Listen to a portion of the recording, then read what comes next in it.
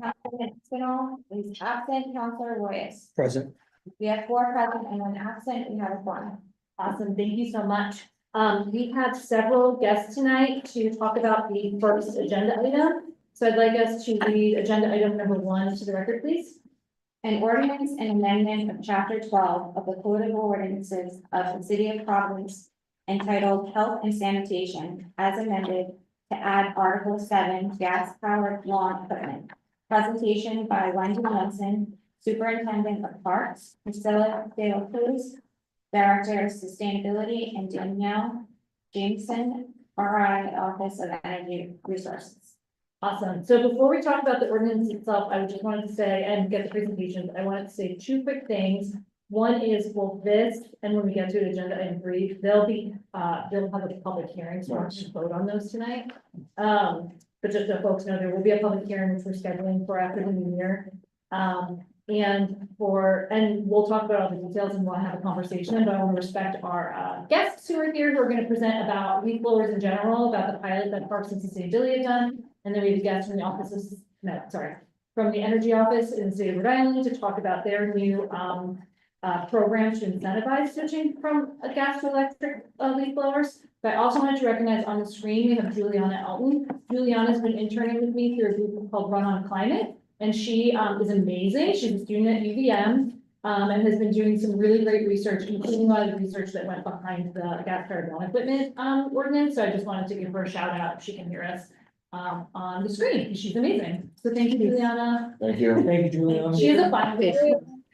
Good luck. But she's been so awesome. So wanted to give her a special shout. Do you think we could have Wendy, Priscilla's already at the table, and Danielle come to the table to discuss the programs? Do we just recommend them? Okay, yeah, you just recommend. Yeah. You could stay standing for just a second. Oh, can we actually also swear in Kevin if you're okay? He actually worked on the pilot. If you have any questions Thank you for being here, Kevin. and the department updates. All of you, yeah. Everyone's been sworn in. Oh, wait, do I need to be? I think so, yeah. Right, even though I'm not- I've never had to do this. Tricia, you too. Do you swear in the penalty of perjury that the testimony you're about to give is the truth, the whole truth, and nothing but the truth? Yes. And please state your names and titles for the record. Kevin Papp, and Deputy Director of Sustainability. Wendy Nelson, Superintendent of Parks. Danielle Jameson, Climate Change Program and Policy Manager at the Office of Energy Resources. Priscilla De La Cruz, Director of Sustainability. Awesome, thank you guys so much. We're just gonna do a quick screen situation here.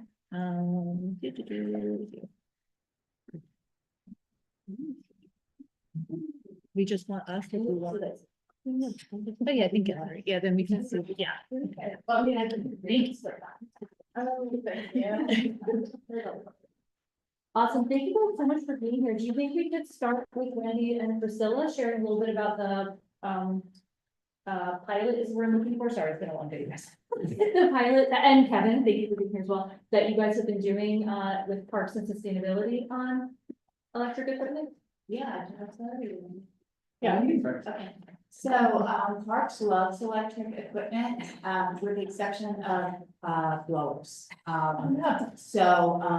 We've had success with pruners, with weed whackers, with lawn mowers and what have you. The backpack blowers are just not there yet, in terms of, the battery life. The noise seems to be as loud, if not louder, and we've tried a few different iterations of it as the regular ones. We have had a significant staff fatigue from the excess weight from the batteries. Where we've had success with them is at the Botanical Center, because that's easy charging. It's right there. They can do a short stint, recharge them, go out again. But our neighborhood park crews that go into our 123 parks and have to have enough batteries on the trucks to last them pretty much 6 to 8 hours. That's a lot more challenge to do.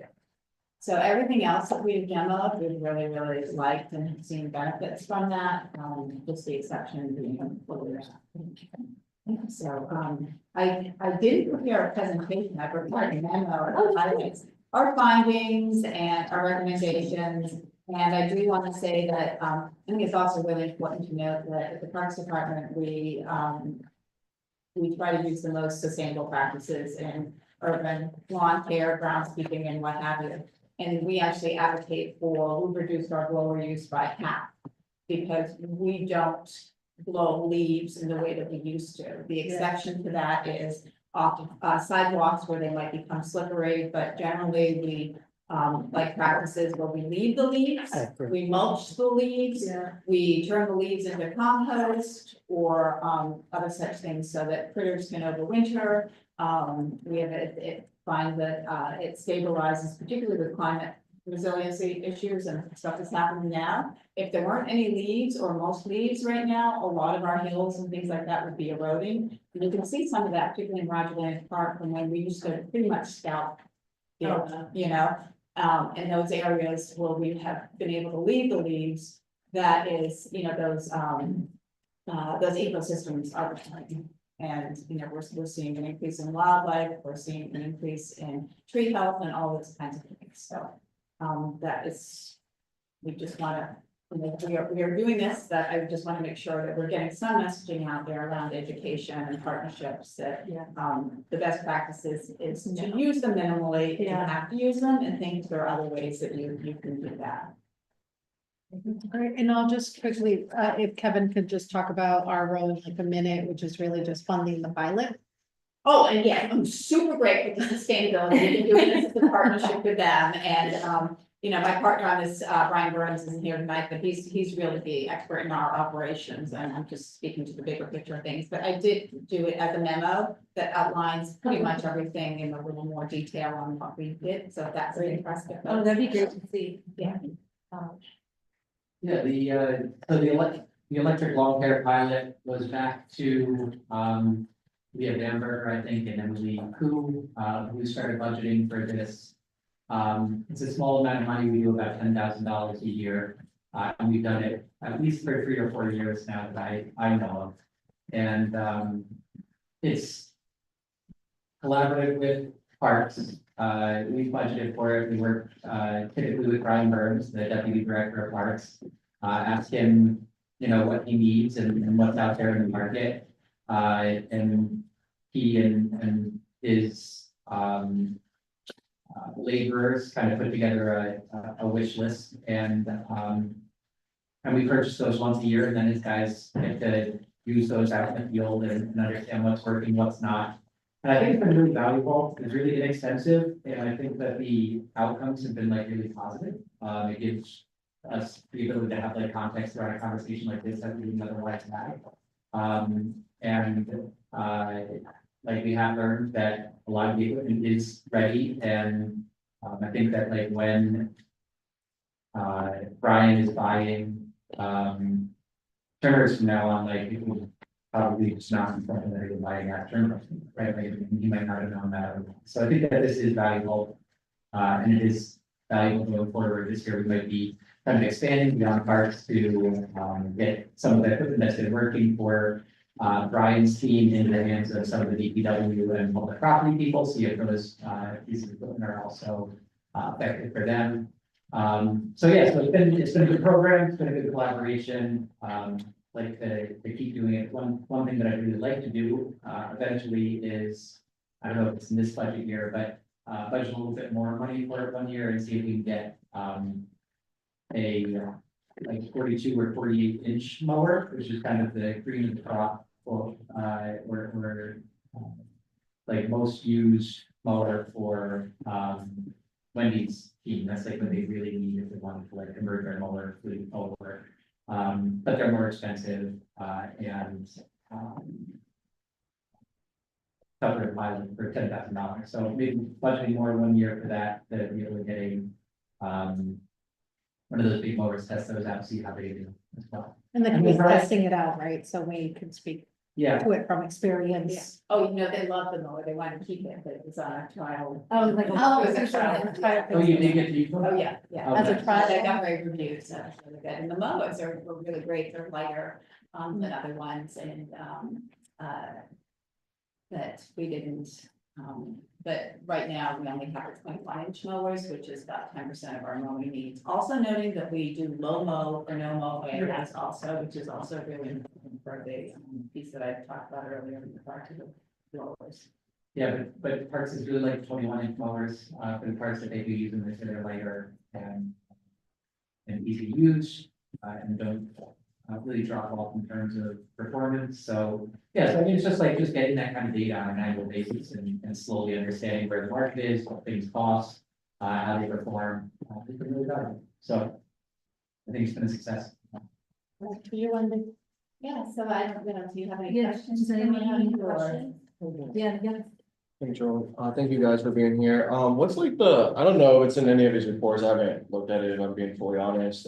Is there like a big price difference between electric equipment and gas powered equipment? Yes, it's significantly more for electric equipment right now, particularly because of the batteries. Right. So for the needs that we have, that we probably need to have 4 batteries on the truck at a time. So that's about $2,000 worth of batteries that you need charging for that. And that also speaks to one of the other issues, which is the storage of these batteries. They have to be climate controlled, and if it's hot out, they don't perform effectively, and it also gets really dangerous. And if it's too cold, they don't perform well. And so those are considerations as well. I think one of the things that we're advocating for too is that eventually if we go all over electric, we really need a dedicated space just for charging, you know, so that it's separated away from our other operations in case something was to happen, because I think that is not unheard of either. To have, you know, if this equipment gets degraded in any way, fires in one way. Right. And I think the like, if you're just buying the equipment, that came with battery, the cost would probably be more, but not so much more. But the issue is that having to buy the additional batteries to be able to charge up and use them all day. I was just reading, something that Wendy sent me today, whenever I said that those blowers at high speed, which is probably they're using that, will only last for 40 minutes, on battery. Charge. So you have to have a number of batteries that you're going to use for 40 minutes a day, and that really has the cost of like $400 or $500 a pop. So that's an issue. You do save on fuel, I think, you know, in the long run, but I don't know the kind of feedback you're getting. Thank you. Yeah, I guess, just for my own educational purposes, besides mowers and blowers, is there any other lawn equipment that we're using that's electric? Oh, yeah, chainsaws and pruning equipment also, electric, we get on some of that, and we really like that. Again, you want a really light chainsaw, you don't want to be wielding a heavy chainsaw, so that's there's an advantage to that as well. Again, I don't know how they would perform on a night like tonight, but just in general for smaller uses that have been fine. Wendy, can I ask you a quick question? Are there certain, like, what's the seasonality of when you're using some of the blowers? Are you mainly using blowers like at this time of year, or is it? Yeah, in the fall, yeah. And Wendy, I really like what you said about the education and the campaign, and thinking that's something we could work on together, and we can think about the timing for that. Yeah, that'd be great. Justin, did you have a question? Yeah, I just out of curiosity for gas powered leaf blowers, I'm sort of like shocked to hear that even like for commercial. Leaf blowers that are electric, that the battery life is only lasts for 40 minutes. That's. It's just pretty shocking. So like my question I have is for gas powered blowers, what's the how long does that operate until you have to refill the gas tank? So I think we estimated that it is, did I put that calculation in there? Yeah, but it was about, I think we just did the cost analysis on that. I probably would have to get back to you on that, but we did the cost analysis for gas versus electric, and just in terms of sheer, the cost of the gas versus not was about $7 a day with gas versus, you know, that negligible amount of about 72 cents for electric. But again, that's not accounting for the energy that we need to charge the batteries. or the fuel to drive back and get those batteries. Yeah. Or to keep the place climate control or things like that. Those are things that, you know, we probably need a really good graduate student to do. My son is also a senior there, say hi to me after. Oh, that's- Oh, nice. You can meet my son. Yeah, go ahead, Justin. Just, sorry, just to follow up on that, so when they're using the gas power leaf blower, how long do they have to, can they continue that work? Until they have to refill the gas, you know, Do they like keep replenish it. gas tanks like on the truck? They did, yeah, I don't know that specific amount, but it's significantly longer than 40 minutes, I guess. I Got it, suspect it's yeah. more like the entire day. Yeah. that they- Oh, wow, yeah, that's a huge difference. That's another quick question. How did we choose what, I imagine there's a lot of variability within the brands for the electric equipment. How did we choose which brand we used for the pilots? So, at least in this last year, when I was working with Brian, we bought blowers 2 years ago. And they were loud and heavy and, not what we were looking for. So, in the following year, it's like, okay, let's try another brand and see if there's something else out there that. So Brian and again, his team set up demos with, the vendors, of these pieces of equipment, and I think had, 3 different brands, where they actually brought the equipment out to parks and they've actually used them in real life, you know, for day. I'm like, I don't get around there doing work. Yeah, for the day, they could like try it out. Yeah, they could try it out and based on that, they, settled on a specific, brand last year and purchased that one. So it was kind of based on the demo. Which is the way I think we'd like to do it going forward, make sure that they're.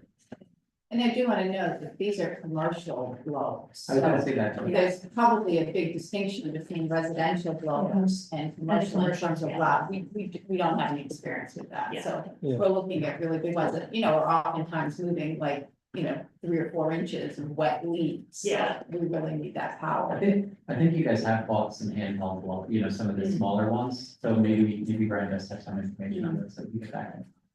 And Like, maybe well- after that's something we could work on together, so following up on different. Yeah, I actually have one at home. I was just gonna say, I have an electric leaf blower and lawnmower. They are much later than the electric blowers, but I can go home and test and see how long my electric will last actually. And maybe there's some like industry like info. Like, Yeah. non-commercial. Yeah, when he's talking about the blowers, he's talking about when you like wear. Yeah. Yeah, of course. And it's just like, huge and Yeah. powerful, yeah. And you have to wear the batteries on your first. Yeah. There's a lot of fatigue. And Brian did say that at least with the ones from 2 years ago, they were so loud, that parts through like wearing extra ear protection because it was, Wow. yeah. Yeah, commercial as well. Yeah, so we've gone from much louder to just as loud. Yeah.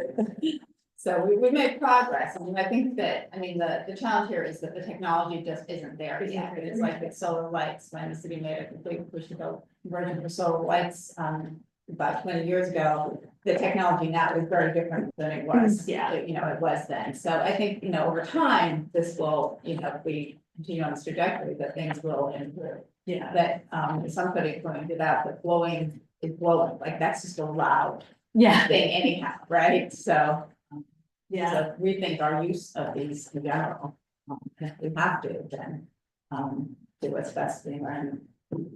Helen has a question. Kevin, the 10,000 a year rebate you're talking about. Is that part of the OER rebate or what is that? No, that is just budgeted into sustainability operating. budget. Okay, They've been a part of it. all right, thank you. Yeah. I'm sorry if I missed it, but like, how exactly does this partnership work? We like each other. There are a lot, agencies who work together. Yeah, I'll go ahead. You go. No, I was gonna say, not only do we like each other a lot, but Parks and Sustainability, we work on a number of things together. And really our role here is like supporting the work that has to happen in terms of like the research, the procurement and working with Wendy staff to like try the things. And then having similar conversations with other departments like public property and Public Works and saying like, hey, we're trying out this thing with parks and we want to share this information with you. But this is like not the only area that we work on together. There's many other areas like tied to like stormwater and flood management, or even things tied to, we're not active in this space right now, but once upon a time when it came to talking about what's best for pollinators and really like the parks just does such great work. And for us, what we try to do is just really showcase it as a model and then use that to really inform some of our policy positions or further research that has to happen. We're the perfect Venn diagram, you Yeah. know, where this parks and sustainability, and then we overlap a whole lot in sort of what we do in terms of, particularly in terms of best practices. And, you know, we go way back to the 2000 and the 2020 chemical-free policy. Oh, yeah. that we did. I just came across, because it came up the other day, the marine debris removal project that we did. You know, stormwater is a really, really big piece of what we do, so. We test a lot of green infrastructure together. Yeah, and actually the sustainability team is invited to our design team meetings so that when we are designing parks and public spaces, that they can also look at what we're doing from there, the sustainability practice, even though those are embedded in ours, we just want to make sure. And they also have eyes on other things throughout the city, so, oh, that might connect to this, or that might influence this, or, you know, this sort of holistic ecosystem of what we do in Providence. And we're both very fortunate that we have, each of our departments has a Dave, like I have, you have Dave McPhil. Oh, we have that, Dave yeah, Mazzaro. that we do. Yeah, so we're doing Yeah. solar initiatives together, we're doing geothermal initiatives together in terms of like the properties that parks manages. I mean, they've been like ahead of the curve in really implementing before the carbon neutral ordinance passed for public buildings. So really working on that together, and that's another benefit of like our energy managers working directly with the operations staff and getting into these buildings and then again, using it as a model for the other things we're trying to do. Yeah. So we do love each other. Yeah, so they can do the assessment, right, the energy assessment, and we can then figure out what systems to use to get those numbers down or to have better use of those things. Parks is gonna be the first EV pickup truck. To pilot an EV pickup truck. Yay, We're working on it nice. right now on some EV infrastructure installed from the master lease that sustainability and reserve for EV infrastructure. So There's gonna be some charging stations also at parks. Yeah, there's a lot of initiatives we work on together. They're just also very willing to do it and they're also Right. very good at what Right. they do too. We're looking for first. First adopter. As a parks commissioner, I really love that this has turned into a parks love fest, so Yeah. I'm like all about. Sustainability That's in parks. so happy. Yeah. We don't do anything alone, we collaborate with many different departments, but in particular, sustainability is probably one of our strongest and, you know, almost a daily part, you know, very similar to planning laws. Yeah, thank you guys. That's a great place Appreciate you guys. Yes, very much. Thank you for listening, sorry to have any fancy pictures. or No, this is anything. great. What pictures did you have? Someone blowing something. Do you guys have any more questions for Wendy and Priscilla and Kevin before we switch to the now? Great job. You could bring some of the equipment next time, maybe, very hands-on. Like- You want to come and see? I think that's what we should do, yeah. We can visit Oh, sometime. Should take a tour over there. Question. Oh, please. So again, this is personal use, my anecdotal personal use is when we bought our like mower, we bought the leaf blower from the same company so that we could change the batteries, or the batteries on like. Well, oh no, you have to wear them, so probably not, they're not interchangeable with the ones. I answered my question, yeah, they're And mine. they're different, the different brands and different styles. Gotcha, okay. You got a good deal. so. Yeah. Awesome. Danielle, would Good you, question. welcome to the table. Thanks for being here. Hi. Thanks for Thanks for sharing about the new rebate program. Yeah. You all have. Yeah, we all have actually, and actually, while we're handing them out to Priscilla, can we have a motion to enter both the Wendy hands us and this as a rebate line? Second. Okay, first, motion and second, all in favor? Aye. Any opposed? Okay, so these together are, is that okay? Carissa, is it okay that they're together? Yeah, that's fine. Okay. Cool, thank you. Okay, yeah, so I'm gonna talk about the electric leaf blower rebate program that, OER just launched. I'm gonna first talk about why we want to electrify lawn equipment. And then I'll go through the whole program overview, eligible applicants, eligible equipment, how to apply, all that. This is the whole. On the floor. Thank you, Wendy. Random receipts. Continue. Okay, so first off, It is. why would we want to electrify lawn equipment? There are a lot of reasons why you might want to. And some of those reasons have to do with the noise, which I think is where a lot of the motivation for electric leaf blowers come from. But then there's a lot of other reasons, like gas leaf blowers are really nasty polluters.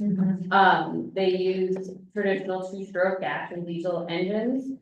And they're pretty inefficient, they're really loud, and they emit a lot of air pollutants like nitrogen oxides, particulate matter, carbon dioxide, unburnt hydrocarbons. And EPA, the US EPA has shown that gas-powered leaf blowers expose operators and the public to high levels of things like benzene, formaldehyde, fine particulates, and other toxic and carcinogenic emissions. And those all have dangerous health risks associated with them.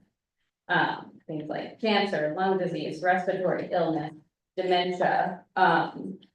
So you might want to switch because you might think they aren't as loud, but there are these other like really important like health impacts.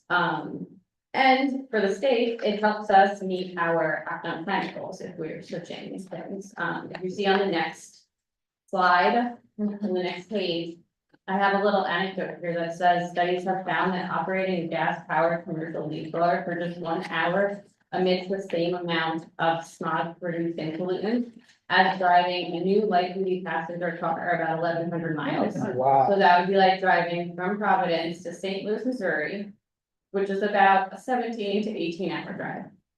And that's because we regulated engines in cars, and these are not regulated now. Okay.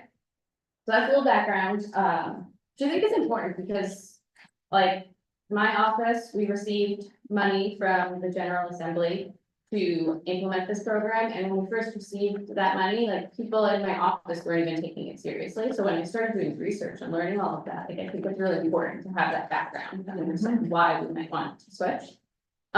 Yes, we launched this program a few weeks ago now, just like 2 or 3 weeks ago. We launched it the same day we introduced this ordinance, and I was so grateful. Yeah. Totally by accident, I was like. Yeah, we actually had a delay, we went into launch on Monday, and then it was like that, and so it worked out great for press, like. Yeah, it was great, I was so pleased. So this is for professional landscaping businesses only, so commercial entities, and it's rebates for electric, battery powered, handheld or backpack leaf blowers. It's pretty open-ended, and we did that on purpose to allow the business owner to decide what type of equipment suits their needs best. And then the only stipulation there is that the equipment has to be purchased in the state of Rhode Island or online from a retail store that has a physical location in the state of Rhode Island. On the next slide, I have a bit of information about the rebate amounts. So we offer $1,000 for 50% of the purchase price. And that includes the leaf blower and 2 additional batteries. So you could buy a leaf blower that may come with 2 batteries, and then you could buy 2 additional batteries. And all of that is considered in that purchase price. Oh, nice. And we did that on purpose because 2 batteries is not enough to operate a commercial leaf blower, so. Yeah, and then a company can apply for 2 rebates. And then if you are located in a municipality that has some of the highest rates of asthma in the state, you get an additional $250 per leaf blower. And this is based on 2023 data, so those municipalities are Central Falls, Pawtucket, Providence, Westerly, and Woonsocket. So a company can get up to $1,250 for 1 rebate. And then you get up to 2, so you get. Yeah.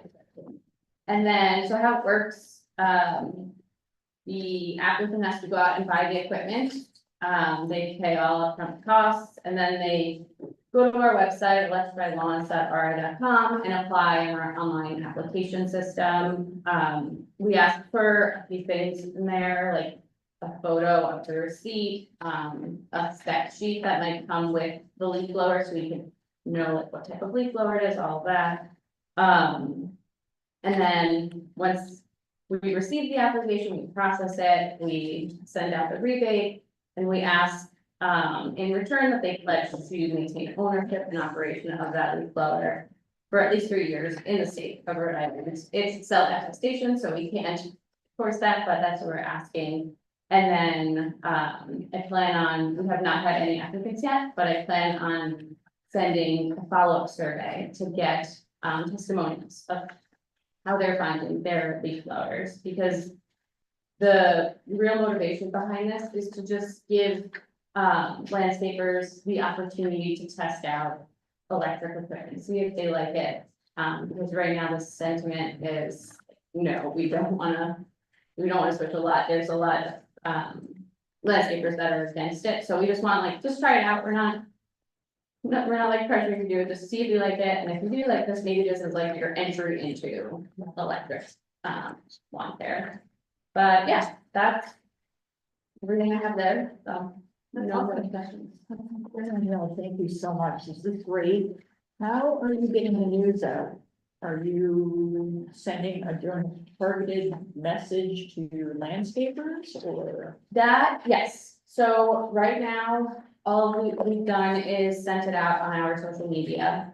My office has not had much experience with direct outreach to businesses and companies, so in January, I am working on sending out mailers direct to landscaping companies. And connecting with other people in the state who may have a better like group that they could send out this information, because I have a list of like 15 landscapers that have signed up to like receive information about it.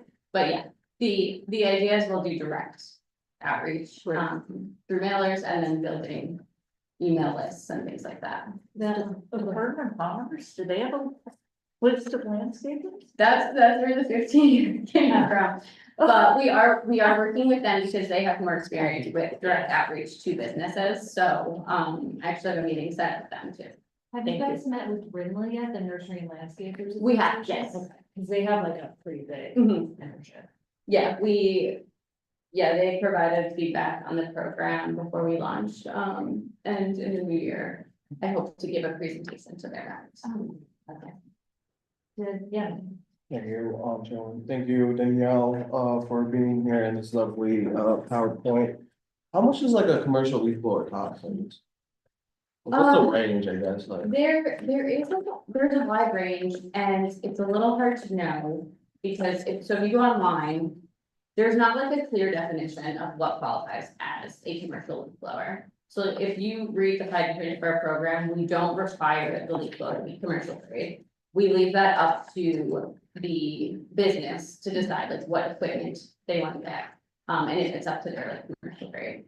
That being said, a commercial grade leaf blower is gonna be on the higher end. I've seen anywhere from like $1,000 to $1,500. RINLA has said that they could be even more than that. I think the electric blowers that I'm just looking at Wendy's letter here, I was trying to look at that. I can actually send you the invoice from last year's Oh, that'd be awesome. file, so you can see what they purchased and how much everything cost. But it looks like just based on her memo here, my phone battery fits, I can bring up the invoice. She said that the electric blowers were $1,095 per unit and the backup batteries were $495 per backup battery. Kevin, you're so great, man. And, oh, go ahead. Thank you. Yeah, I was just asking, 'cause I was like looking at the rebate amount. I was just like, see if that's like helpful to property folks. Thanks, Chair. I just had a question about the deadline being in, I think, June 30th. If there's not a huge turnout of like contractors applying for a rebate, can we extend it, or if we can't, does that funding go elsewhere? Yeah, so because it's general revenue funds, that date is set. So if we don't use it by then, I believe it will go back into that pot of funds. What we plan on doing is assessing uptake, in the new year and then increasing the rebate amount. So if we don't see a lot of uptake right now, we'll increase it to maybe 75% of the total purchase price, and then go from there. And it is like only 250 blowers. Theoretically. Yeah. Yeah. So they only need a couple, yeah, so. Two questions ties more to the legislative route. Wondering if you know if the General Assembly appropriating this money was there as a result of some of the advocacy and bill introduction that senators did asking for money allocated to this, or was that separate? No, I believe that was the motivation behind it. And then the second suggestion is, there were a lot of landscapers that showed up in opposition to the state legislation for electric leaf blowers. I think that would be a great reference for, just look at the outreach. Yeah, that was. Can I connect with you after? How do I get that? Yes, happy to, yeah. That's fine. There's a lot of them. And I think also talking to, Rep. June Speakman, that sat through all of that, Senator Zurier. Rep. Speaking would be a good person to connect with, because I talked with her prior to introducing this, and she knows who many of the leaf blower opponents were, who thought it was true. Yeah, so she would probably be good. And it's a Okay. public testimony from, I'm sure that I wasn't at the State House last year for this, but in the previous couple years that I was, all that testimony in opposition should be there. Okay. On the website, but I can direct you on that. And then the other one that, did you mention I don't know if the land trust do any kind of, No, a lot of interest don't. right? I think they But try I not to maintain but maybe that could be a good question for Kate Sales at the Sales. Rhode Island Trust Council. Cause there's a lot of, small land trusts around the state, and I don't know if they just try to avoid, like, like Park said, try not to Yeah. interfere with the soil and the pollinators, but I don't know, that could be a good question for the land trust. Okay. We got to do another question. Just a thought, maybe, open it up to municipalities to apply. Yeah. I think that was in one version of the legislation that got, Support that, so we would be down. down for that. Could be. Yeah. There's some interest, it seems like there's some interest around the table. If OER can help with that, that would be fantastic, because I hear that Senator Sanders might be introducing legislation again, so we have data that we can come to, however, we're trying to pilot and use some money to do more. Yeah, I was gonna say, like, can it be expanded to municipalities? And I know you're not like, you don't get to decide, but like, can it be expanded to municipalities and can it be expanded to other types of equipment like those mowers and trimmers and. So I don't think the type of equipment could expand because in, the appropriation, I think it calls out, I think it's leaf blowers specifically. I would have to check the language on if it is also calling out commercial. I don't think it does. So that is something we could potentially explore. But I mean, just in general, like, if they were gonna, For future. for the future, right, like, we know that like the lawnmowers are popular when people start using them. You know, that the trimmers are popular just based on our experience. So if the leaf blowers are tough sell right now, it's like maybe the other equipment we can get people using. Yeah. Nice, any other questions for Danielle? I actually look at the question. Yeah, you probably, like, I don't think you would know this, but, oh, actually, never mind. I just Googled it and I got it. Did you expect now? No, I don't know. Okay, great. Thank you so much. This is so awesome. And we'll all spread the word as well. Okay, Yeah. thank you. Thanks for having me. Thank you for being here. as well. Yeah, thank you so much. Yeah. For the committee, I just wanted to talk through the ordinance and see if folks had lots of questions to begin with, and, I have a few notes to share. One, again, it's a shout out to Juliana, who did some really amazing research, which I can share with folks, and for handouts, but I can, share, but she did research from a number of other places. And wanted to call out, I think, Danielle actually did a way better job than I was gonna do on talking about all the benefits of why to switch to electric, particularly as I was working on this. this piece about the smog pollutants and the climate pollutants are like the biggest concern to me personally. And just to highlight what Wendy was saying also, like the best case scenario really is like lowers from both the noise and pollution perspective, but like in a scenario where people are using these, moving to the lower pollution, in all the ways version is the best option. So I want to just explain 4 things that are in there. One is it has a final phase out date for all folks by 2033.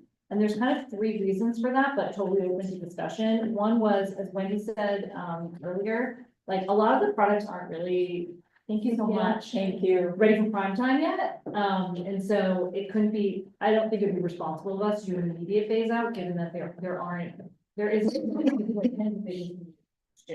The other 2 are, it seems like the lifespan of the equipment tends to be about 5 to 8 years. And so if a business is purchasing something like yesterday, the idea isn't to penalize small business. The idea is to actually just get them to switch when they're switching, and then they don't really need as much incentive because they can just buy it in the future when they're replacing their equipment. And the 3rd reason for that date was it aligns with the state's renewable energy standard. And so that is when the state is required to have all their electricity be produced by clean sources. And so we're asking them to electrify, having them electrify in a way that's using clean energy. So like, in a way, we're picking an arbitrary date. These were the 3 reasons. We want to phase out. But those were why I chose those dates, but I'm totally open to discussion of moving it sooner, or anything like that. The other 3 points I just want to call out, it's for both city and private users. So it's not just the city, it's not just landscapers, it's really all of us together. It's also like private residents. The 3rd is, it starts with a phase out for certain times of year, with a still allowance for there being a period of time where folks can use their gas equipment in the like October, November time period. And that's to get at what Wendy was saying, that like, there is a time where there's a lot of really heavy leaf fall, and the equipment that exists right now for electric just isn't really up to the task to like move that heavy wet leaf. So it's just like not acknowledging that reality of like the equipment needs to kind of catch up with the needs. And the last thing I wanted to highlight is intentionally tried to make this pretty simple. So it doesn't have anything about like times of day or like days that you can use it versus not. So like if we added some of that, which is something some places have done and then the previous version has done, which is, this is not shade on any of that, but really trying to just like keep it simple so that it's enforceable by the city. So it's not something that like is going to be confusing for landscapers to know like which days they can use it on, or they can't. We also already have a noise ordinance, so they still have to comply with that. It's just like, this would be, by this date, you're using electric, by this date, it's just a little more, I was hoping a little more clear. But I just wanted to point out those 2 things, but it's really motivated by intention to reduce pollution across the city. But any thoughts or comments people have now, and then we will have a public hearing after the new year. Yeah.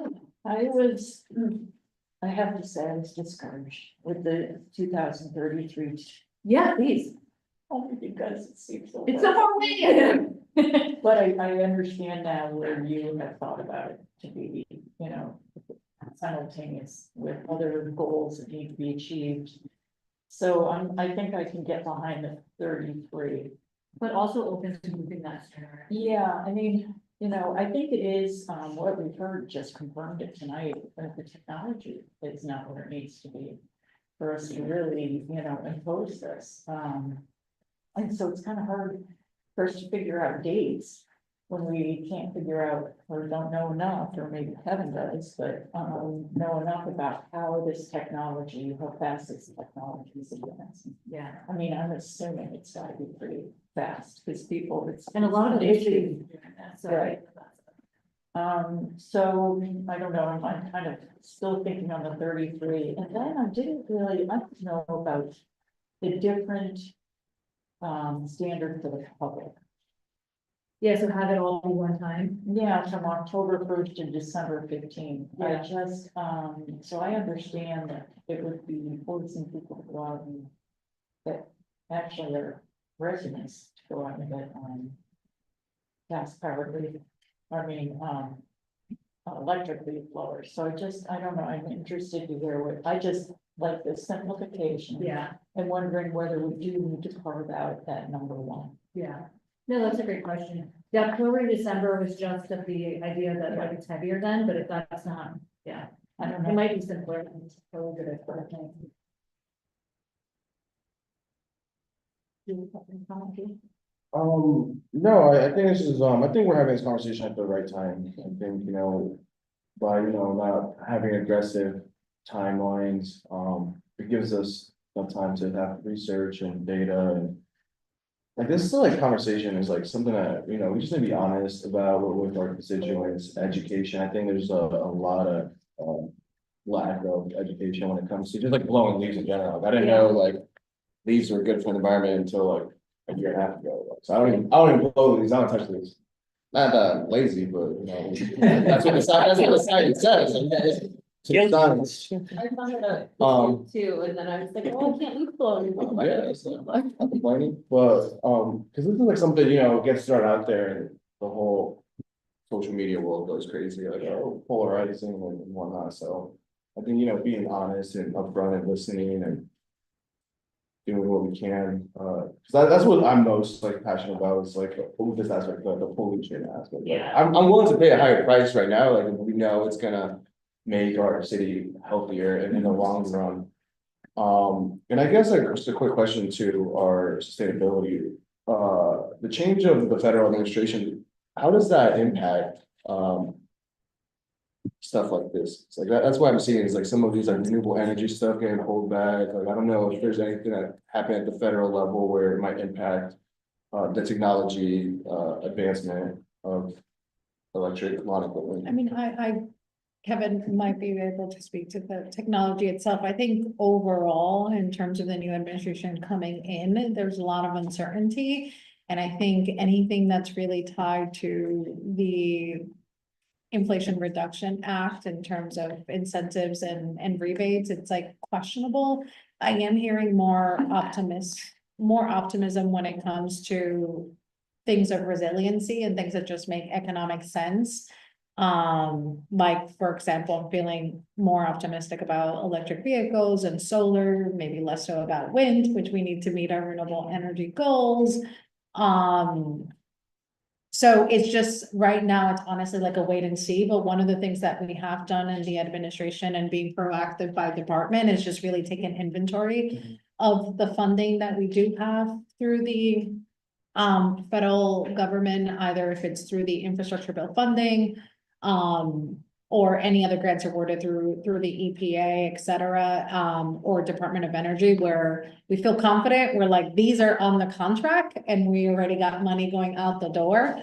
And there are others that, it's sort of wait and see, like if the state is passing money to us, any agency, it's a matter of like, have they secured the money? And then are they gonna be able to pass it out to us? So right now it's like, trust that everybody's doing the due diligence to lock in things and move as fast as possible in case, things were to go backwards or be stalled. Because that's a lot of what I'm hearing too, that, it might be a matter of trying to roll back some of the regulations that are tied to incentives versus like fully repeal things. So the more we can do to just get things out the door, but I don't know in terms of the technology, if we've heard anything there. No, it'd be speculation. But Yeah. I think that like the technology does seem to like have generational leaps pretty frequently, right? Like thinking about EVs, over the past 10 years, it got significantly, better and had much longer ranges now at the same size, battery. It's like, I think the companies are going to want, kind of the companies see the direction that things are going, they're going to want to have the best battery out there for electric lawn care equipment, so people start buying these, if they buy their equipment. So maybe there's like some added incentive if there were grants out there to help companies do research and development, but I don't know, I think there's a market incentive to just keep improving these batteries. And I think that's part of why I wanted to like have this here and actually start moving, because there's cities across the US who are doing policies like this, and like in absence of that, there isn't a market signal, but if we send those market signals collectively, that's. I think that's spot on, right? Because it's like when we send the signal, the market will adapt to it. And also like, we've talked about that at the end of the day, there is the renewable energy standard that we already have, and the state climate goals and the city climate goals, so the shift is towards electric. And then Councilwoman Anderson and I have also talked about, like, there are other ways, there's other monies collected through the state tied to energy efficiency, so it's really thinking about like the things that are plugged in indoor and outdoor. What other means is there to be able to advocate for more incentives there, because this is the direction. Whether we get slowed down the next 4 years or whatever that looks like, it's overall where we're headed. Oh, you're pushing the. Yeah, so I've done a little bit of research on this, just to kind of have a list of all the funds that might go back under the infrastructure and the infrastructure bill and what was the second one? Yeah, that was it. Inflation reduction. Inflation, sorry, infrastructure came second. And I forgot which one was before and after. But yeah, I have like a list of all the different like things that Rhode Island has gotten, how much and like the programs. Are you able to share that? Mhm. Amazing. Yeah, we put it together for other purposes on the policy game. I'd have to check with my boss, but we can share it with the counselors, obviously. But yeah, I think I can share that with you guys later. Follow the email. But basically, a lot of it is basically money that is promised over the next 3 to 5 years in like chunks of money, I believe, that's going to states, and the states are giving it to municipalities. Some municipalities are giving it directly, I think. I think that's the biggest concern is like things like the rebate program, which the money came from the general funds. But I think the state had a lot of extra money the last couple of years to appropriate those dollars, so I think things like that are the biggest concern, like the NEVI program funds for electric vehicle infrastructure, that's all those bills, like I think Rhode Island got something like $2 billion.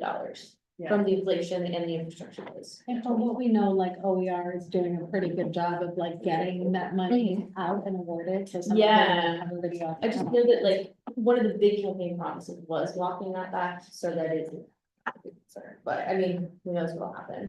And Kevin, you did put out an ask to our partners at Office of Energy Resources that are passing on money for electric vehicle infrastructure, saying, have you signed the contract? How soon are we gonna get that money? Because we are planning to install 28 charging stations with That's some of funny, them. right? Yeah, so. Because we have like 2 or 3 of that now, right? This is what I'm this. And we will talk about That's just EVs in also in there. another meeting. Sorry. I know we're like starting to run, Yeah. it's like 6:30 now. My bad. Yeah. So on, the transition timeline on section 3, the use of gas-powered leaf blowers by city contractors will be prohibited. Is it for the city contractor? It's just in case we're hiring any, so it's the city departments, and then if we're using any contractors to like cover all of our bases, so. If DPW needs to hire a contractor, because they don't staff, it's just that they cover all the bases. All right. Yeah. Sure, so I didn't see any like provision in here, but, and I'm sorry if you already mentioned this, but, are we not prohibiting stores from carrying gas That power? was in here, is that something we should be considering? It makes sense to Yeah. me, it does make sense to me, Yeah. We can bring that back to the policy.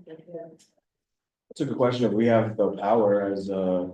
Yeah, that's a question, if we municipality, can do if we that. could- It's for prohibit a store. Pesticides, the state is going to do that. Like, we can't say on people you can't sell them like pesticides. Kind of spend so much time in their pesticides in a different life of ours. But I don't know about other equipment, so that's a question. Maybe also for the solicitor's office, which if we have that jurisdiction or not. I'd have to look into that.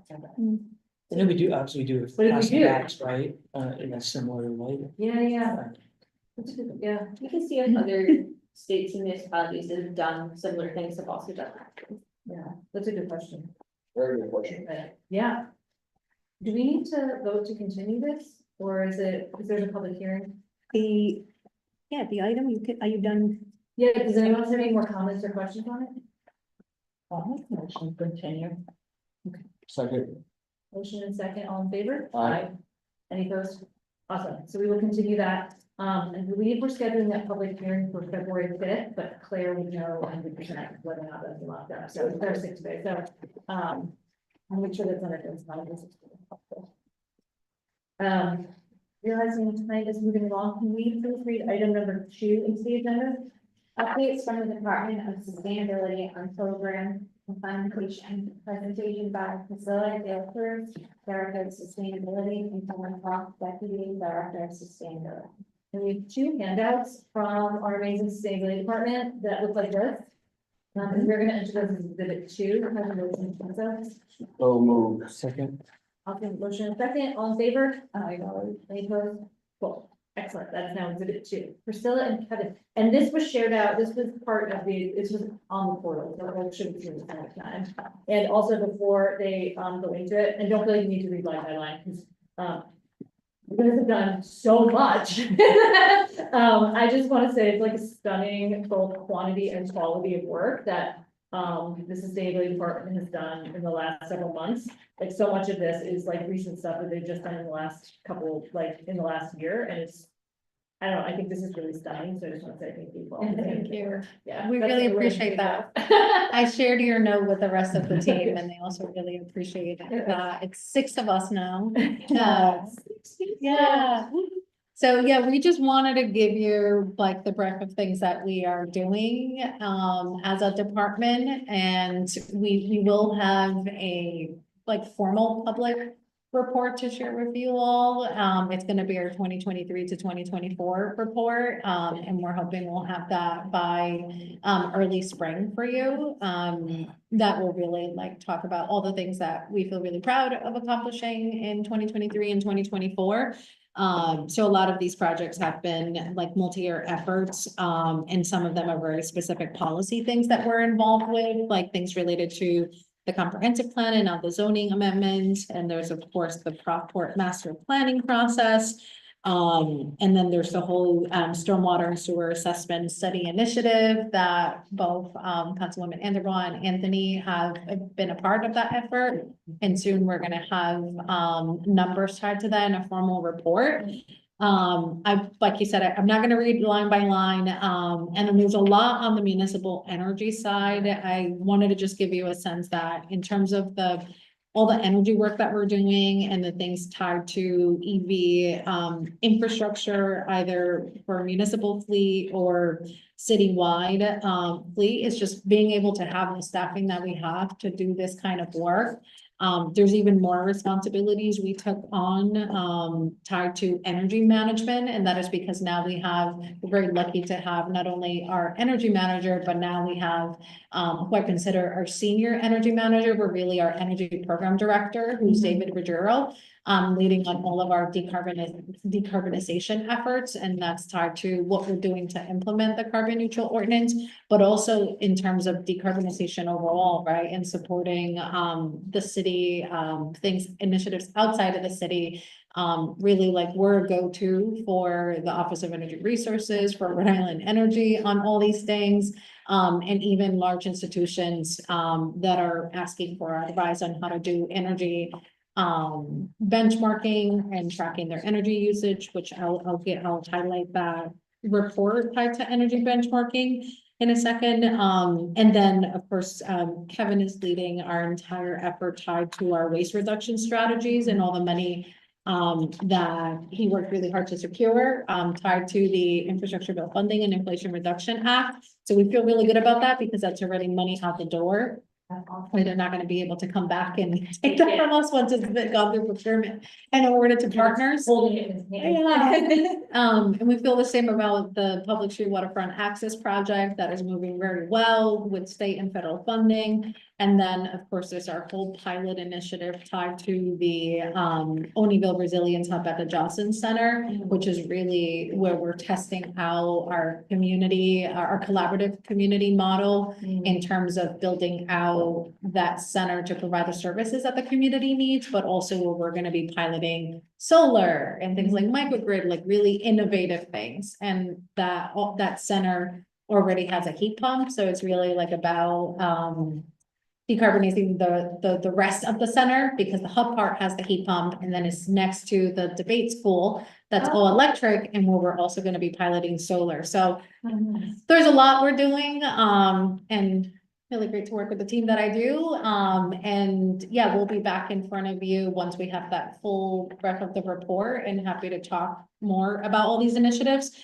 But I did want to highlight, without stealing the thunder for, David Oduro and Andrew Broccolo, and our energy fellows who have lifted up the building energy program. I don't want to steal their thunder, but we did want to give you an update on where we are with that. And this, of course, goes back to the ordinance that both, Councilwoman Anderson and Anthony have championed over the years.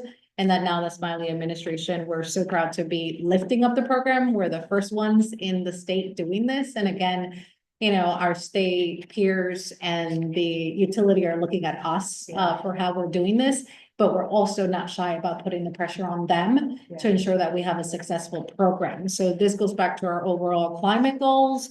The climate justice plan called, for a building energy reporting program where we require large property owners to disclose their energy usage. And for us, that's the biggest source of our emissions for the city of Providence, where nearly like 70% of the carbon emissions are coming from buildings. So it's really important, again, why I wanted to highlight the energy and the focus on buildings, that we are devoting at least like 50% of our time, right, to really achieving those things and laying out a framework for it.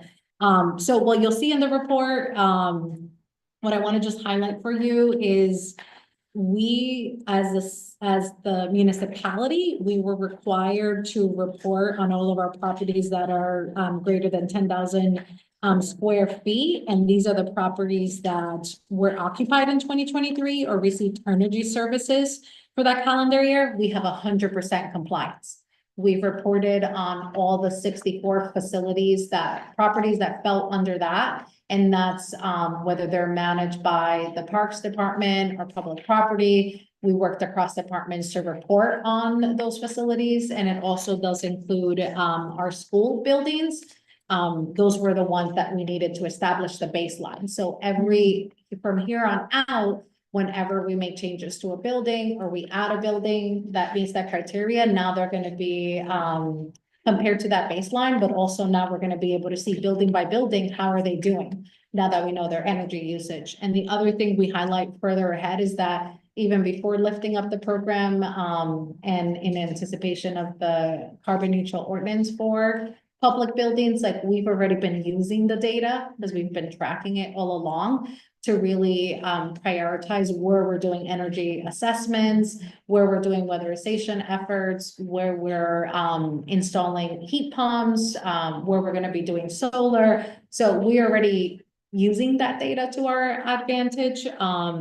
The other thing that we are gearing up to do here is in 2025, all privately owned buildings greater than 55,000 square feet are required to report. So really that's what we've been working to as we've been doing. I think the easy part was reporting out our municipal stuff. We knew we were going to reach that 100% compliance, but it was really figuring out how do we build a successful program. And that's where David and Kevin, working with 2 URI energy fellows, were not only able to do the research of what other municipalities were doing, but also work with energy consultants. We have funding from the Bar Foundation, and we also were awarded a grant to purchase like fancy software that's going to make it really seamless for our building owners, not only to once they do their reporting, to be able to actually have an analysis of like, this is how you can use the information to actually do energy efficiency. So we feel really good about that, of how we designed the program. We did run into some hiccups with Rhode Island Energy, and David and Andrew can talk more about that at a later time, in late winter or spring when they come. But we're figuring it out. We've put the pressure and we're ready to start communicating with building owners. And in fact, our first communication is going out by early next week. So yeah, which is our postcard saying, do our survey. This is required of you. We need this information to help you. But also David and Andrew have actually been picking up the phone and calling these large institutions. So we know where they're at, and we're anticipating that about a third of them are already complying without knowing that they needed to comply. But actually, there's some of them that have said, oh, good, we've been waiting for this. Oh, nice. So that's also been really refreshing. So yeah, so all in all, we feel really good about where we're at with the program. We have published the report on the website and also an appendix showing all the properties on the municipal side. And then in the report, we give you an overview of how we're building out the 2025 program.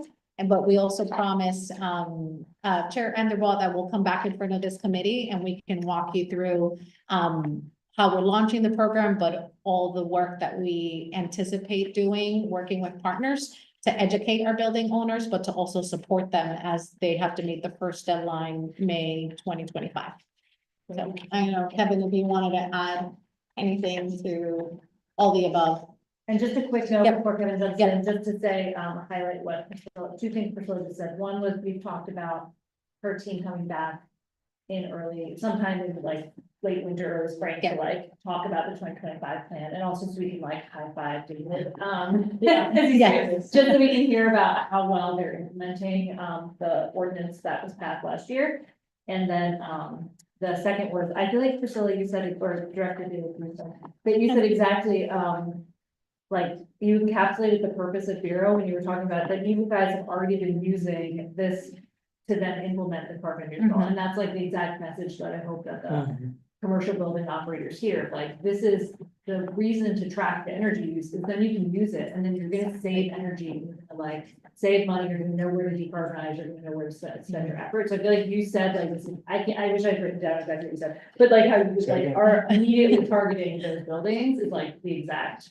There was a phrase that we were so proud of in the postcard that captured that. Yeah. We were like, oh, yeah, this is, the postcard says you're required to do this. But no, this is the way that you're actually gonna be able to tap into energy efficiency, cost savings, et cetera. Yeah. To be, and now, and also we're gonna be doing like webinars to be able to say, hey, we've been doing this and this is how it's helping us. Like you said, to show them like, this is actually gonna be a huge benefit to you. Yeah. Even if you might have to change the type of platform you're using to report, Yeah. or you might have to take one extra step, but you're actually gonna get a lot more out of it in savings. So yeah, And if you could share those webinars with us. Yes. I can share them with any business. Happy to.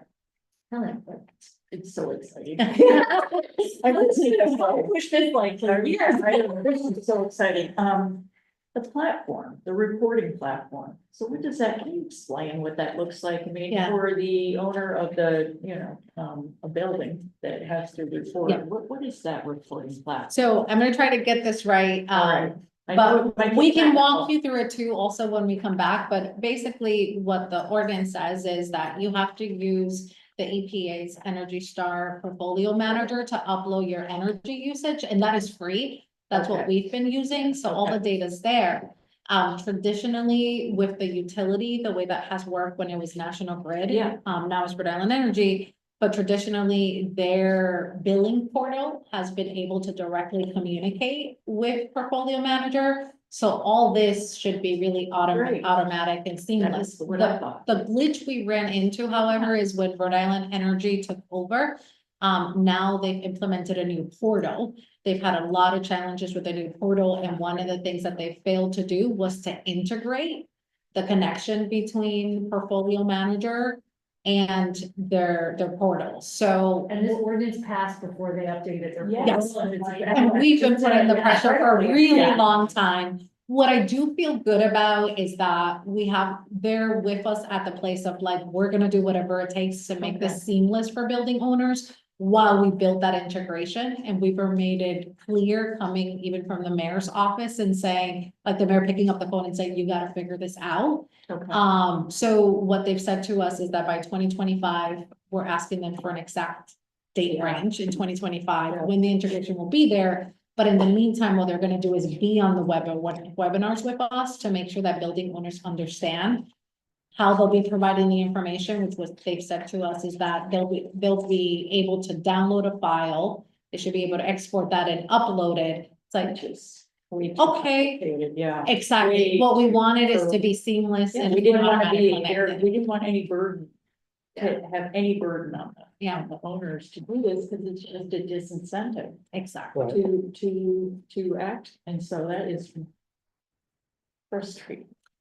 Yes, to say the least. The good thing is that we've also gotten the attention of the EPA, within their programs of where they run benchmarking. So they've actually gotten involved and also Okay. are working with Rhode Island Energy and PPL, who owns Rhode Island Energy, to figure out how to expedite this and make it happen. And at the same time, the Office of Energy Resources is consulting with us to see how we build our program. And because they're looking to do this for the state as well. And then what we have, because of our foundation and also a grant that we got through EPA, through an EPA program, we were able to,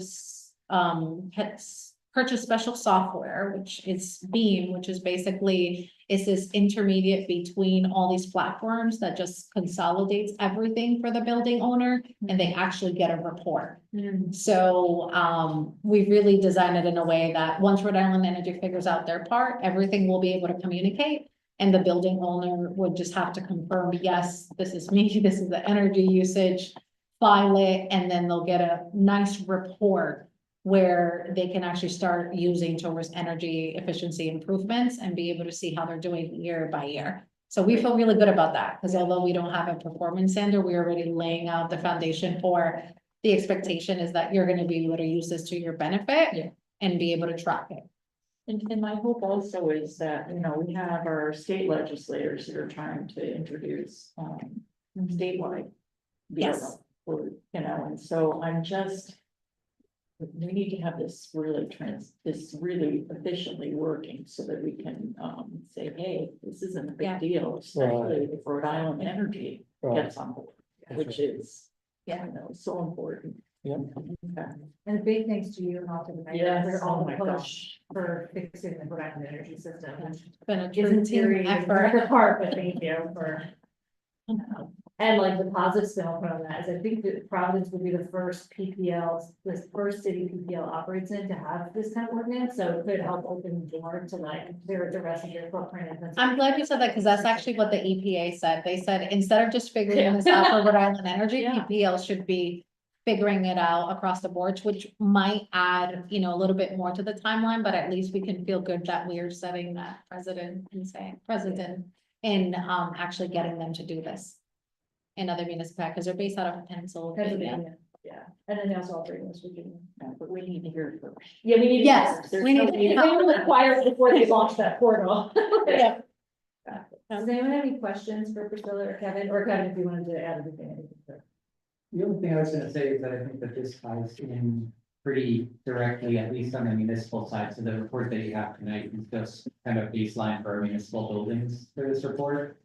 But the other work that David, the kind of energy side of the house is doing, is a decarbonization plan, which is also required by the ordinance that is recently, not the bureau ordinance, but the decarbonization ordinance. So it's like exciting that not like, that we're gonna have this baseline year and then immediately like start to have a plan of how to hopefully see pretty significant improvement year over year on energy savings and cost savings and decarbonization of those buildings. So I think that those two kind of play off each other pretty nicely. Yeah, and we're hoping to have that, let's say, late spring, to have that decarbonization report for all of our Yeah. properties, and then it's gonna include a solar rooftop analysis as well. Anyone have any questions? I'm sorry, now I'm going back to the update. Proudport master plan. I had forgotten about our, I don't know why, the 1% of the annual revenue going to sustainability projects. So what's happening with that? Yeah, Kevin, do you want to talk about what we've done to set up the account and where we are with the process? Kevin is working with our policy associate, so it'd be Worth Farnham on that. Sure. So when the city signed the 30-year lease with for Proudport, part of the tax exempt agreement, I don't think that's the right terminology, but part of the tax agreement that went with that required Proudport to return 7% of its overall revenue to the city. And then it set up two additional requirements. This to set aside or return 1% of its revenue in the form of like a community benefit fund, and then a second 1%, so full of 9% here of its overall revenue to the city as a sustainability projects fund. And the Sustainability Projects Fund is administered by the Sustainability Department in consultation with the Sustainability Commission has been a consultation role on that. So at this point, we've kind of set up that account internally in the city, and it's been 1 year, well, a little bit more than a year now, probably, but it's been about 1 year of revenue has built up, and it was about between $140,000 and $150,000 this year. It was required to be a minimum of 120 or 1% of revenue, so it's great that in the first year, the port did well enough that it was greater than that minimum amount. So there's kind of 150,000 and maybe even a little more now, another, I think deposits can be quarterly, kind of built up there. The plan for spending that money is supposed to be guided by the port master plan, right? The port master plan is kind of supposed to provide guidance on how that fund is spent. So we aren't really at this point spending money because the port master planning process is ongoing. So we're attending those meetings, we're doing a few different things. We're attending the port master planning meetings to support the planning department. So the port master plan is a Port and planning department kind of collaboration. Okay. And they hired GZA to be the consultant that is working on that plan. And community engagement is required as part of that process. So we've been working both kind of like internally with the planning department at GZA and Port, and then also supporting the planning department at those meetings to kind of help guide that process and offer input where we can to implement the important port-related strategies and comprehensive plan, climate justice plan, into the port master plan, and have all of these things play nicely together. And then we're also working with the sustainability department to talk about like what does the sustainability reserve account process look like, right? Like what is your you have a consultation role. What is that going to look like in terms of choosing projects, and what works for the sustainability department in terms of like our bandwidth to be able to administer this fund, and what types of projects are we able to kind of execute on. So it's kind of all of the planning and logistics phase. But I think that maybe by this time next year, we'll be starting to execute projects with that money. Yes, my concern is that we're a year out. I understand that it takes a while. But I just, hope that we're gonna be using this money. I'm sure there are projects that we could use it for now. So I'm just wondering, I know it's 140 to 150 is not a huge amount. But I'm just hoping we're gonna get this ironed out so we can get some money flowing. And so I'm just, I did ask the Yes, legal and legal finance. department about, can we spend this money before the port master plan is done? Because the way the ordinance is written, it does sound like, hey, we're gonna do this port master plan, it's gonna identify projects or at least kind of categories of projects to spend the money. And I don't recall exactly, I don't want to say what legal said, because I don't recall exactly what they said. But of course, it was like a legal answer, like, oh, it's a little gray area. And I can share that. it would be great if you could share that, because I don't recall that it was tied. Yeah, I don't remember being tied. So I thought this money was gonna be, this is year one, they did really well, we got some money, let's get it spent, Right. and so I didn't think we were waiting for them to get their plan together. I'm a little worried about this Crawford Planning Department effort, so I would love it, Kevin, if you could share that. Sure. Mm-hmm. But the Crawford planning, the Crawford and planning department thing is ongoing, and is kind of like on pace to be completed in a timely fashion, so I'm not. What is a timely fashion? I mean, the master plan There's is, 4 community meetings that have to happen. We're And going the into the second one. So I feel like we're about half. But one thing we could talk about, Starting in between September. legal and perhaps, all the parties involved, and this could even, we're part now of the advisory team helping to plan.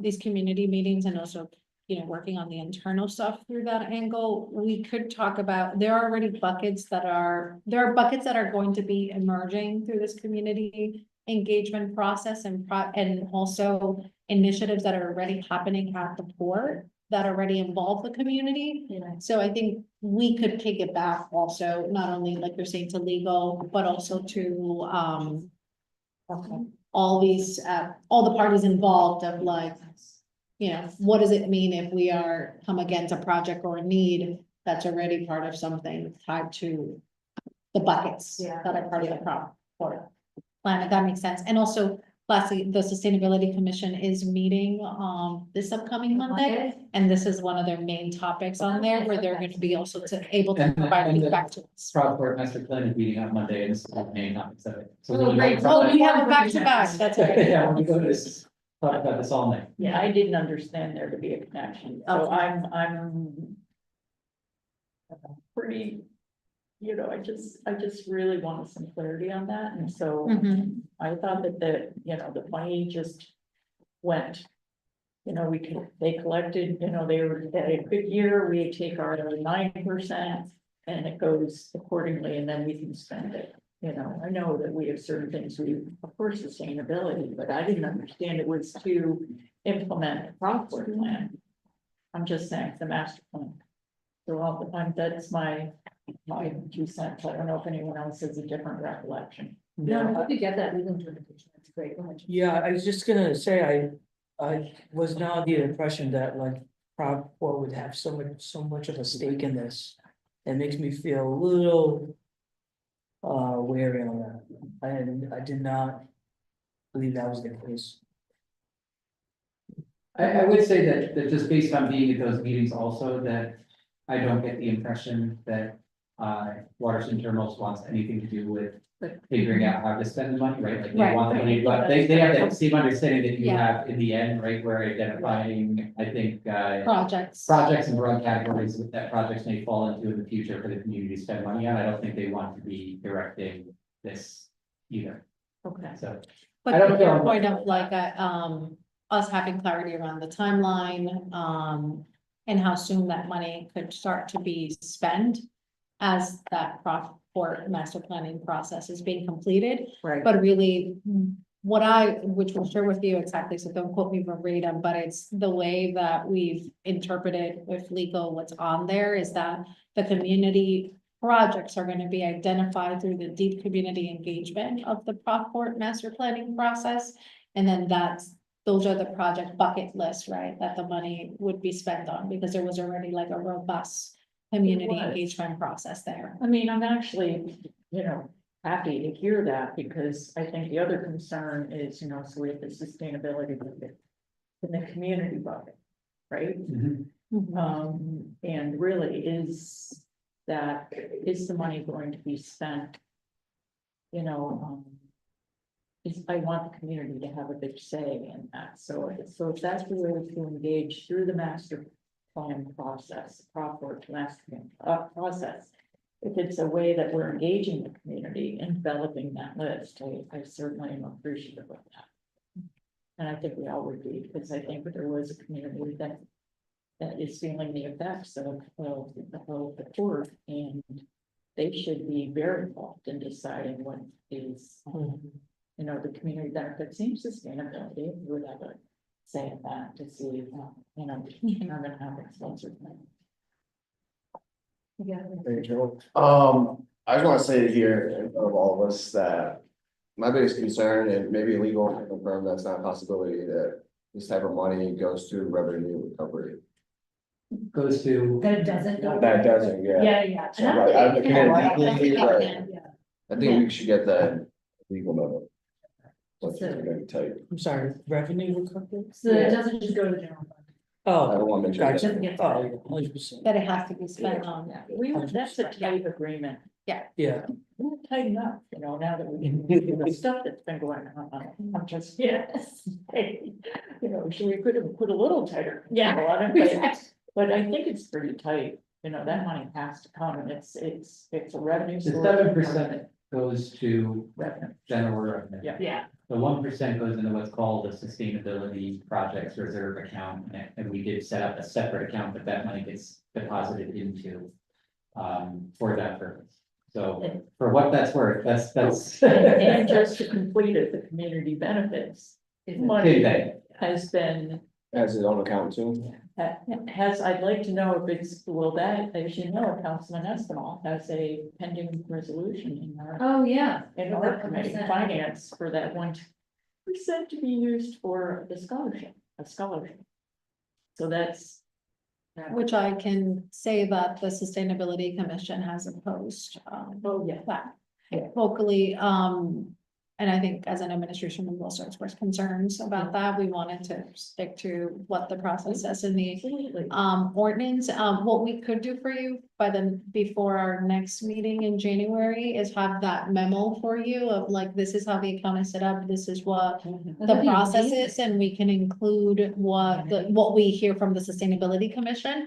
Because yes, they are like, a consultant in this, like in a consulting role, but we really are committed to working with them very closely of like, this is what we can do to help you get the money out, where it has impact as identified through the community.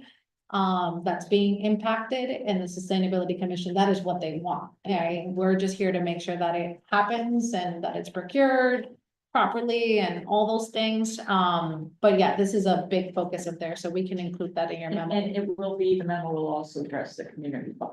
Yes, well, actually, we should, well, we only are tied to, They only have this. we only have a say in there, yeah, we don't have a. Yeah. That would be we'll good, yeah. ask, We'll get. We'll that. give you the sustainability part, because that's the only one that we are specifically allowed to by ordinance. Yeah. But we have no say in the community part, but I can say if it does come up in the Sustainability Commission again, and I think I can get a record of, they did a letter. Yeah, I think it's a Posing it. letter. We should give you that for your record as well. And also that, just to be clear, it's also on the 25,000, I think that automatically goes to From the community fund, 25,000 goes to the counselor. maybe counselors, Yeah, it goes to, I think, 25,000 And to Mary each. Kay. in Mary Kay too. Oh, I don't know about each, but yeah, so they Yeah, also yeah. have We have to go back. direct Each funds. gets some, Yeah. yeah. And then the remainder of the community fund is administered by the Yeah. Board of Parks Commissioners. Correct. And that has not come before the board. We got 150,000. Any other questions for? No questions, I just wanted to share my lots of gratitude to you guys, like, Yes. it's so hard being a city councilor sometimes with all these difficult decisions, but every time you guys are in front of us, you definitely give me a little hope and motivation. So Thank you. thank you for I that. think the feeling's mutual. Yes. Struggling against, typical government, I know bureaucracy, every day they come here and see, other people that are excited about this. And lately you couple that with the national stuff and the work that we do, Yeah. so thank you No, thank for you your guys. kind words today. Okay, so we're almost done, guys. I know it's getting late. Can we, discuss item number 3? And is there a motion to waive reading? Okay, the 3 to the 3 or? So moved. Second. Motion second, all in favor? Awesome, that passed. So this is the ordinance that, I put in around, when the gas utility, because right now it is around energy, pulls permits to, go into our roads. And just to like walk through this a little bit, and then this also will have a public hearing, I think also in February 5th, so we don't have to go on this tonight. But the idea was, a few things. One is, there already was a process and ordinance for what they're supposed to go through when they're gonna tear up the roads. I've talked with many people in both the city, the PUC, and Rhode Island Energy, and no one's been following this ordinance for at least 20 years. This is not the process anyone's going through when they're tearing up the road. So one is, this itself is out of date. This is not either the process that's happening or really the process anybody wants to happen. It doesn't really make a lot of sense for this to go through the Department of Planning and Development. But the real idea is to say, what is the right process for when utility tears up our roads? And that's for 2 different reasons. One is, right now, my experience for my constituents, and I'm assuming it's the same for you, but please let me know it's different. They get almost no notice when the roads are gonna get torn up. Even if it's a major road, like Hope Street got torn up, no one got notice, and it's like Hope Street, which is like a major corridor running through my ward that isn't North Main. And people are getting like 12 hours notice, and they'll find out at like 6 PM the night before that they're not gonna be able to get their cars out to go to work. And then the work will be ongoing for such a long period of time, and when the roads are then repaved, it's, sometimes it's kind of a mess. And so there hasn't really been, a really great process in my perspective. It's been a very frustrating experience. And the second is the utility makes a lot of money, a guaranteed rate of return when they make investments in their gas system. So I just want to make sure that we're not having our residents put out in terms of their time, their expense. Like one of my residents, Rhode Island Energy, put a bunch of stuff on her porch and ruined her porch. Like these are monetary expenses and like hardships to their lives that they've been going through. For a company to make a pretty healthy rate of return on improving the gas system. I want to point out that this is not for emergencies, so this process would be void and they could make emergency repairs as needed. Because gas obviously is very flammable and dangerous, and so if there was some sort of major leak, we'd want to be able to address that right away. But the idea is to create some sort of process. The other piece in here is both them sharing when it's going to be, us getting to see that so we can share with our residents, but also for them to be as they're going out telling residents that this is, you know, their streets will be torn up, that they're also making them aware of other non-gas alternatives such as energy efficiency and electric incentives that they already have available through other programs that the utility runs. So the idea is like, they're already touching these customers, they're already touching these residents with information about energy. They should be sharing with them other resources that will help them save money and reduce their carbon emissions. So that's just what the goal was. I am totally open to how folks might want to change it in the future. I believe DPW has some thoughts as well that I haven't heard yet. But yeah, go ahead. It's the enforcement, who enforces? So right now, it would be the Department of Public Works and whether or not that they, DPW issues their permits and can issue fines. Right now, they don't issue any fines, for shoddy road work. So the idea would be the enforcement would be done by DPW, either by not giving a permit or by, but if there's a different idea for that, I'd be so excited. I'm just asking, did anyone from DPW work on this? By any I chance? asked DPW for like information on how it works, but they have not edited this. I'm only saying this because I know that part of the, we talked about, I think you've got the note, I think you're focusing on notification and plans. We've been focused on repair roads. Yeah. So, the utilities are supposed to leave the roads in a condition if they. And they're not. As of They're not. the date they started their work, and so. Then if they don't hold a permit, DPW doesn't even know they're doing the work, then they leave, and then they're Yeah. pulling the road, and it's not at all repaired, and they can't do the, I guess the asphalt. The concrete, yeah. Yeah, they have to come back and fill the hole. I mean, Come back. they never come back. And so, I love this. My concern is that if we, we have to have an enforcement mechanism that's gonna work. Because I've also been with Craig out on the road and he'll look over and say, all city employees will look over and say, what's going on over there? And they didn't receive notification. Yeah, no one's getting notification. They only know because they're standing there, looking at something with you, and then they notice the work's going on. So, and I understand that means manpower, that means personnel, the whole thing, it's costs also, but it's also. If we have an enforcement mechanism, I think the fines would pay for the cost. Yeah. The personnel and the enforcement. Because there's so many things going on. So I guess, my only comment is enforceability. Yeah, enforceability. That's how this would work.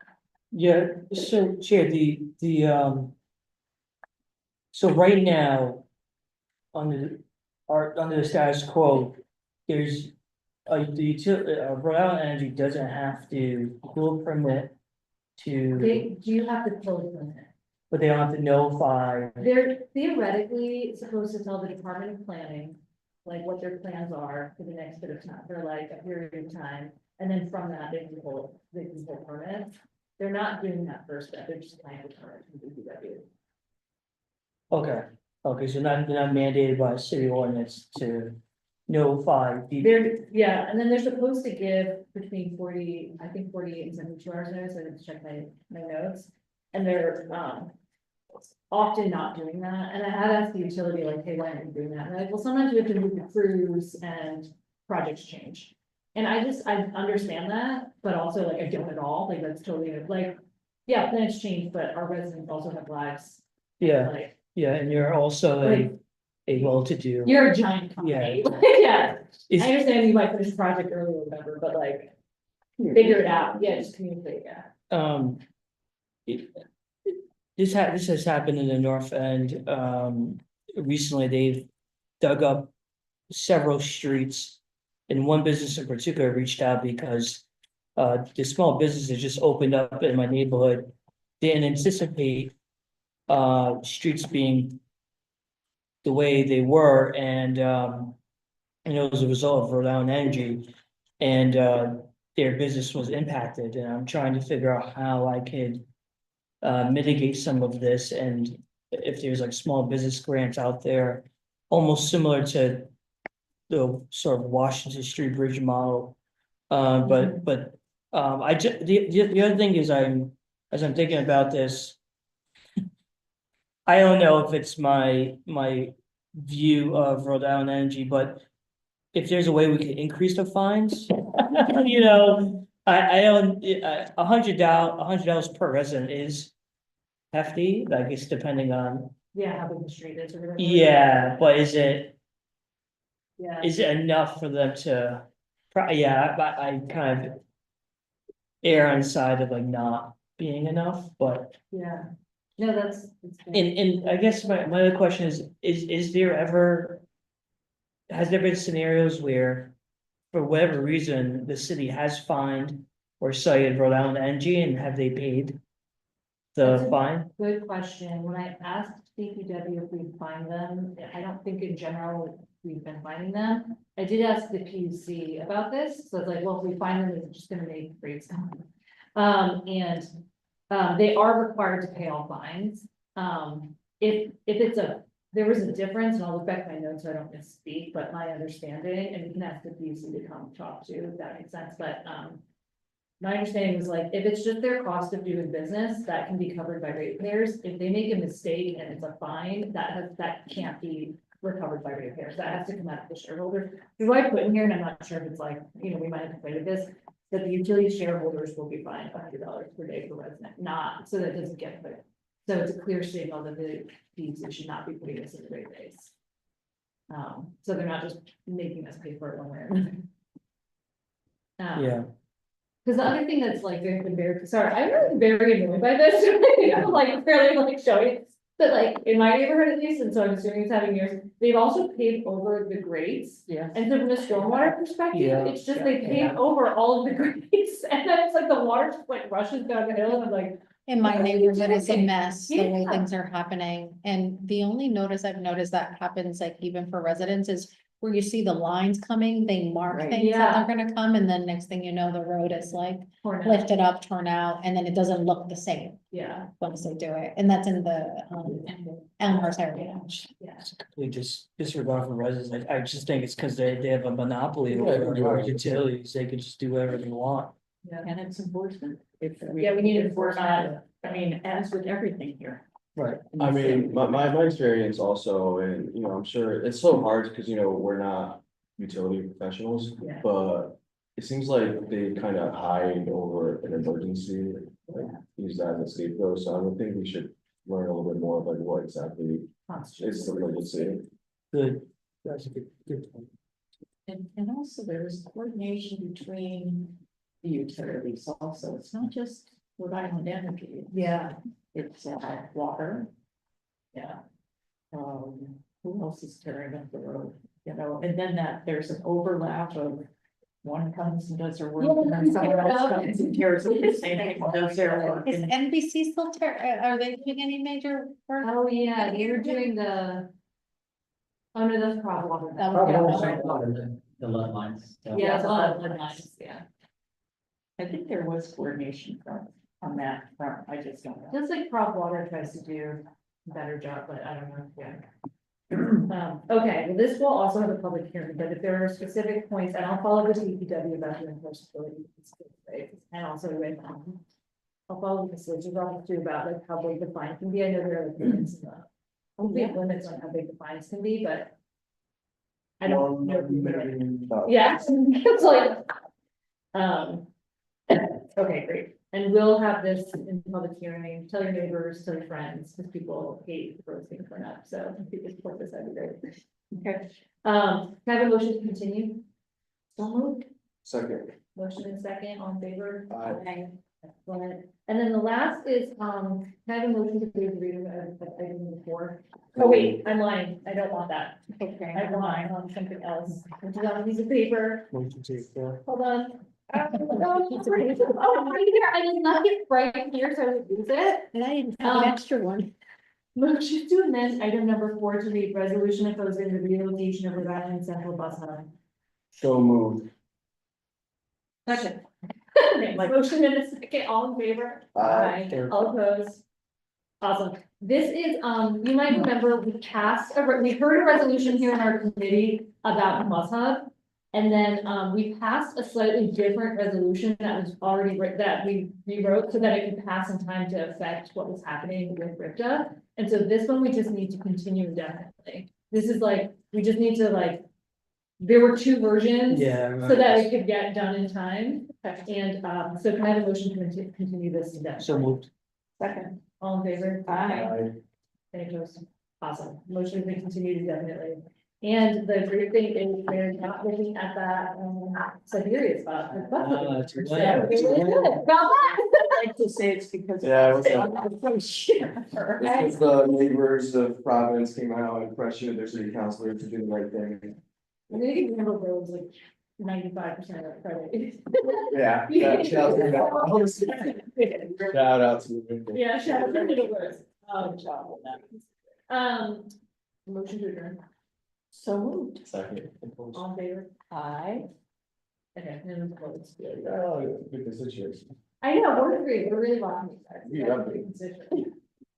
On the record, we're great.